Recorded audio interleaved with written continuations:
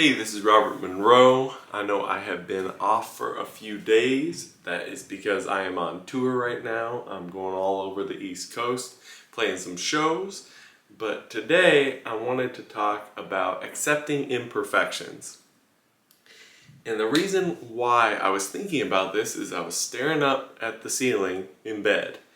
And I'm at an Airbnb, but this doesn't matter where you are in the world. I want you to try something for me, but before you try that, try this. Hit that like button, go ahead, leave a comment about, I don't know, sailboats. Go ahead. And then let's talk about this. So, when you're in bed, or just lie on the floor, or just look up. Look at whatever house you're looking at, and inspect the paint job. Seriously. Look at the ceilings. The walls might do it for you, the siding might do it, but the ceilings, I see it every time. It is always not done 100% correct. Like, just try it for me. Just look up at the ceilings, you're gonna see a dark spot where somebody lit a candle. You're gonna see where they got to the edge and then the paint dripped a little bit on the side, or they went all the way up on the wall and then they got some on the ceiling. Those are imperfections. Now, let me ask you this. Is that good or bad?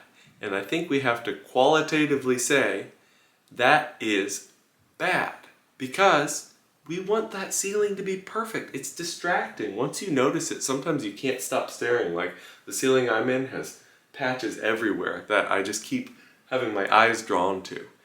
But would it be better for us to finish the job and cover up all of that, or move on to do something else? This is the real point. Everything has a cost, and what happens is, as we get closer to a perfect job, the costs of covering up those mistakes or those imperfections goes up higher and higher and higher. And what happens is, you work yourself into a corner where a job that might only take, say, 2 hours to paint a ceiling turns into 4 hours or 8 hours. Now, sometimes it matters what the job is. If you were painting the Sistine Chapel, I hope you spent the time to really tune in those details. But let's even talk about that. My guess is, if we were professional painters and we went, like the artistic variety, and we went to the Sistine Chapel, we'd probably find imperfections all over the place. Not just from age, but also from the original painting. So, what is my big point? My big point is we need to accept imperfections. If we don't, we will become a neurotic mess.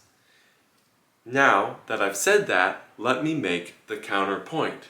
We need to accept imperfections, but only in certain circumstances. So that's when they will slow us down to the point that we cannot really move on or go on. So I'm talking about minor things. So let's pull this into music, because that's my world, that's what I know. So let's say you're playing a gig for somebody, and you just happen to know that you're gonna hit some bum notes during the night. That's okay. Bum notes happen. But what doesn't happen is areas where you always make a mistake. That means you haven't done your homework enough, you haven't practiced enough.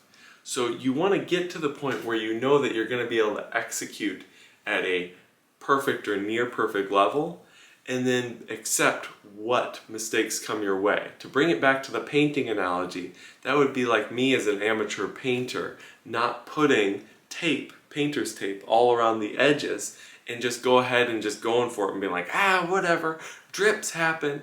And I may be guilty of that sometimes. That's why I'm not a very good painter. So that is what I had for you guys today.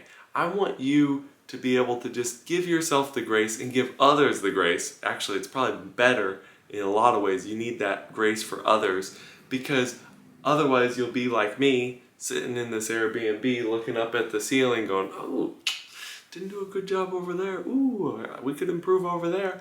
Instead of just enjoying life, moving on, using your time for something better. This has been Robert Monroe. Hope you have a wonderful day.